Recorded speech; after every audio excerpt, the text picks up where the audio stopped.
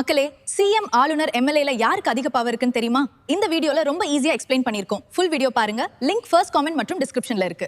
சரி, வாங்க இன்னைக்கு நாம இந்த எக்ஸ்பிளைனருக்குள்ள போலாம். ஒரு மாநில அரசாங்கம்ங்கிறது பல தனித்துவமான ஆட்கள் ஒன்னா சேர்ந்து வேலை செய்யற ஒரு பெரிய கார்ப்பரேட் கம்பெனி மாதிரி செயல்படுது. இந்த ஈகோசிஸ்டம் எப்படி இவ்ளோ கச்சிதமா இயங்குதுன்னு நாம தெரிஞ்சுக்க போறோம். இப்போ உங்களுக்கு ஒரு கேள்வி வரலாம். இந்த மாநில அரசாங்கத்துல உண்மையிலேயே பவர் யார் கையில தான் இருக்கு? சட்டங்களை உருவாக்குற எம்எல்ஏக்கள் கிட்டயா, இல்ல அதை செயல்படுத்துற முதலமைச்சர் கிட்டயா, அல்லது அரசியலமைப்போட பாதுகாவலரான ஆளுநர் கிட்டயா? இந்த சுவாரஸ்யமான கேள்விக்கான விடைய தான் நாம தேட போறோம். இந்த விளக்கப்பதிவுல நம்ம என்னென்ன பார்க்க போறோம்னு ஒரு சின்ன மேப் மாதிரி பாத்திரலாம். முதல்ல மாநில அதிகார முக்கோணம், அப்புறம் எம்எல்ஏக்கள், முதலமைச்சர் மற்றும் அமைச்சரவை, ஆளுநரின் அதிகாரம், கடைசியா இவங்க 3 பேரும் சேர்ந்து எப்படி ஒரு சட்டத்தை உருவாக்குறாங்கன்னு பார்க்க போறோம். சரி, செக்ஷன் 1 மாநில அதிகாரம் முக்கோணம். நம்ம அரசாங்கத்தோட அதிகாரம் எப்படி ரொம்ப தந்திரமா 3 பிரிவுகளா பிரிக்கப்பட்டிருக்கு அப்படிங்கறத முதல்ல பார்ப்போம். நம்ம ஜனநாயக நாடாளுமன்ற முறை பாத்தீங்கன்னா வெஸ்ட்மின்ஸ்டர் மாடலை அடிப்படையாக கொண்டு செயல்படுது. இத ரொம்ப சுலபமா சொல்லணும்னா, இதுல ஒரு பேரளவு தலைவர் இருப்பாரு, ஆனா தேர்ந்தெடுக்கப்பட்ட உறுப்பினர்களை கொண்ட உண்மையான நிர்வாக அமைப்பு தான் பவரை கையாளும். இது ரெண்டுக்கும் நடுவுல உள்ள வித்தியாசத்தை நம்ம தெளிவா புரிஞ்சுக்கணும். இப்போ செக்ஷன் 2 எம்எல்ஏக்கள், அதாவது சட்டம் இயற்றுபவர்கள்.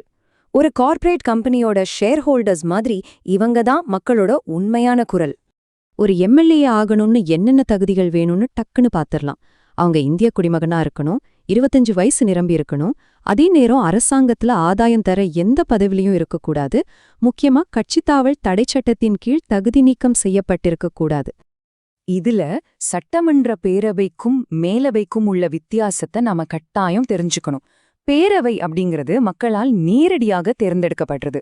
உண்மையான சட்டமியற்றும் அதிகாரம் இங்கதான் இருக்கு. ஆனா மேலவைங்கிறது பெரும்பாலும் ஒரு ஆலோசனை வழங்குற அமைப்பு மட்டும்தான். அது எப்பவும் பேரவையோட முடிவுகளுக்கு உட்பட்டது. 500 இந்த நம்பரை நல்லா நோட் பண்ணிக்கோங்க. ஒரு மாநில சட்டமன்ற பேரவையில அதிகபட்சமா 500 உறுப்பினர்கள் தான் இருக்க முடியும்னு நம்ம அரசியலமைப்பு ஒரு உச்சவரம்பு ஃபிக்ஸ் பண்ணிருக்கு. மக்கள் பிரதிநிதிகளோட நெட்வொர்க் எவ்ளோ பெருசுங்கிறது இது நமக்கு உணர்த்துது. இந்த எம்எல்ஏக்களுக்குன்னு சில ஸ்பெஷல் பவர்ஸ், அதாவது பிரத்யேக சலுகைகள் இருக்கு தெரியுமா? சட்டம் மன்றத்துக்குள்ள என்ன வேணாலும் பேசுற முழு சுதந்திரம் அவங்களுக்கு இருக்கு. அது மட்டும் இல்லாம கூட்டத்தொடர் தொடங்குறதுக்கு 40 நாட்களுக்கு முன்பும் முடிஞ்ச பின்னாடி 40 நாட்களுக்கும் உரிமையல் வழக்குகள்ல அவங்கள கைது செய்யவே முடியாது. அவங்க சுதந்திரமா செயல்பட இது ரொம்ப அவசியம். அடுத்து நாம போக போறது செக்ஷன் 3 முதலமைச்சர் மற்றும் அமைச்சரவை. ஒரு மாநிலத்தோட கொள்கைகளை வழிநடத்துற சிஇஓ மற்றும் டாப் மேனேஜ்மெண்ட் இவங்க தான்னு சொல்லலாம். கேபினட், அதாவது அமைச்சரவை அப்படிங்கிறது சும்மா ஒரு பேரு கிடையாதுங்க. அதுதான் மாநிலத்தோட மிக உயர்ந்த முடிவெடுக்கும் அதிகாரம். முக்கிய கொள்கைகளை உருவாக்குறதும் நெருக்கடியான நேரங்கள்ல எல்லாத்தையும் சரி செய்யறதும் இந்த அமைச்சரவை தான். முதலமைச்சரும் மற்ற அமைச்சர்களும் கூட மக்களால் தேர்ந்தெடுக்கப்பட்ட எம்எல்ஏக்கள் தான். ஆனா பேரளவு தலைவரா இருக்கிற ஆளுநருக்கு பதிலா மாநிலத்தோட உண்மையான நிர்வாக அதிகாரத்தை இவங்க தான் முழுமையா செயல்படுத்துறாங்க. அதனாலதான் இவங்கள உண்மையான நிர்வாக அமைப்பு, அதாவது டி ஃபேக்டோ எக்ஸிக்யூட்டிவ் அப்படின்னு சொல்றோம். ஓகே, இப்போ செக்ஷன் 4 ஆளுநரின் அதிகாரம். நம்ம அதிகார முக்கோணத்தோட ஃபைனல் பீஸ் இவர்தான். நம்ம கார்ப்பரேட் உதாரணத்துல சொல்லணும்னா இவர்தான் போர்ட் ஆஃப் டைரக்டர்ஸோட சேர்மன் மாதிரி அரசியலமைப்போட பாதுகாவலர். நிர்வாகாதிகாரத்தின் பெயரளவு ஆதாரம். இந்த ஒரு வாக்கியம் ஆளுநரோட நிலைப்பாட்டை ரொம்ப அழகா விளக்குது பாருங்க. ஆளுநருக்கு பல ரிசர்வ் பவர்ஸ் இருந்தாலும் பிராக்டிக்கலா பாத்தீங்கன்னா முதலமைச்சரோட அதிகாரத்துக்கு முன்னாடி அவர் ஒரு சம்பிரதாயமான தலைவராதான் செயல்படுறாரு. சரி, ஒரு மசோதா ஆளுநரோட டேபிளுக்கு வரும்போது அவர் என்னென்ன முடிவுகளை எடுக்க முடியும்? அவர் அதுக்கு ஒப்புதல் அளிக்கலாம், இல்லனா ஒப்புதல் அளிக்க மறுக்கலாம். ஒருவேளை மறுபரிசீலனை பண்ணுங்கன்னு திருப்பி அனுப்பலாம். அப்படியும் இல்லனா குடியரசுத் தலைவரோட ஒப்புதலுக்காக அதை ரிசர்வ் பண்ணி வைக்கலாம். இதுதான் ஆளுநரோட அதிகார வரம்பு. இங்க ஒரு இன்ட்ரெஸ்டிங்கான முரண்பாடு இருக்கு, கவனிச்சிங்களா? எம்எல்ஏக்களுக்கு வழங்கப்படுற அந்த ஸ்பெஷல் சலுகைகளும் பாதுகாப்புகளும் ஆளுநருக்கு வழங்கப்படுறது இல்ல. அரசாங்கத்துக்குள்ள இந்த 2 பேருக்கும் இருக்கிற அதிகார வேறுபாட்டை இது ரொம்ப தெளிவா காட்டுது. இப்போ நம்ம எக்ஸ்பிளைனரோட செக்ஷன் 5 சட்டம் இயற்றுதல், தனித்தனியா இவங்களோட பவர்ஸ் என்னன்னு பார்த்தோம்ல. இப்போ எம்எல்ஏக்கள், முதலமைச்சர், ஆளுநர், இந்த 3 பேரும் சேர்ந்து எப்படி ஆக்சுவலா ஒரு சட்டத்தை பாஸ் பண்றாங்கன்னு பாப்போம். ஒரு சாதாரண மசோதாவோட லைஃப் சைக்கிள் எப்படி இருக்கும்னு பாத்தீங்கன்னா, அது ஒரு எம்எல்ஏ அல்லது அமைச்சரால அறிமுகப்படுத்தப்பட்டு 3 வாசிப்புகளை தாண்டி நல்லா விவாதிக்கப்பட்டு கடைசியா தான் ஆளுநரோட ஒப்புதலுக்கே போகுது. இது ஒரு பெரிய ப்ராசஸ். இதுல நிறுத்தி வைக்கும் வீட்டோ அப்படிங்கிறது ரொம்ப முக்கியமான ஒரு விஷயம். ஆளுநர் ஒரு மசோதாவை திருப்பி அனுப்பி அத சட்டமன்றம் மறுபடியும் பாஸ் பண்ணிட்டாங்கன்னா அங்க ஆளுநரோட அதிகாரம் செக் வைக்கப்படுது. அவரு கட்டாயம் ஒப்புதல் கொடுத்தே ஆகணும். சட்டம் இயற்றுபவர்களோட அதிகாரம் தான் இங்க ஃபைனல் இது ப்ரூவ் பண்ணுது.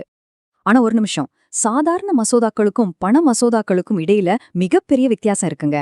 மாநிலத்தோட நிதி பண சம்பந்தப்பட்ட விஷயங்கள் வரும்போது இந்த ஈகோசிஸ்டம்குள்ள பவர் பேலன்ஸ் அப்படியே மொத்தமா மாறுறத நீங்க பார்க்கலாம்.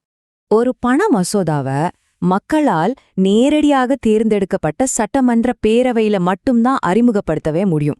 அது மட்டும் இல்லாம இது பண மசோதா தான் அப்படின்னு சான்றளிக்கிற முழு அதிகாரமும் சபாநாயகருக்கு மட்டுமே இருக்கு, வேற யாருக்கும் கிடையாது.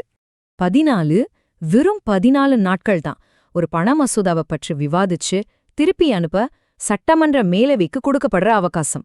இவ்வளவுதான். அப்போ ஃபினான்ஷியல் பவர், அதாவது நிதி அதிகாரம் முழுமையா எம்எல்ஏக்களோட கைகள்ல மட்டும்தான் இருக்குங்கிறது இதுல இருந்து சந்தேகமே இல்லாம உறுதியாகுது. இப்போ சட்டம் இயற்றும் செயல்முறையோட கிளைமேக்ஸ்க்கு வந்துட்டோம். ஒரு பண மசோதாவுக்கு ஆளுநர் ஒப்புதல் அளிக்கலாம், இல்லனா நிறுத்தி வைக்கலாம். ஆனா சாதாரண மசோதாவை போல அத மறுபரிசீலனைக்காக மீண்டும் சட்டமன்றத்துக்கே திருப்பி அனுப்ப அவருக்கு அதிகாரமே இல்ல. நிதி விஷயங்கள்ல ஆளுநரோட லிமிட் என்னங்கிறத இது கரெக்டா காட்டிடுது. சரி, இப்ப நம்ம பார்த்ததெல்லாம் வச்சு ஒரு நிமிஷம் யோசிங்க. எம்எல்ஏக்கள், அதிகாரமிக்க முதலமைச்சர் மற்றும் பாதுகாக்கும் ஆளுநர், இவங்களுக்கு இடையில இருக்கிற இந்த நுட்பமான பவர் பேலன்ஸ் உங்க மாநிலத்துல பாஸ் ஆகிற சட்டங்களை எப்படி பாதிக்குது?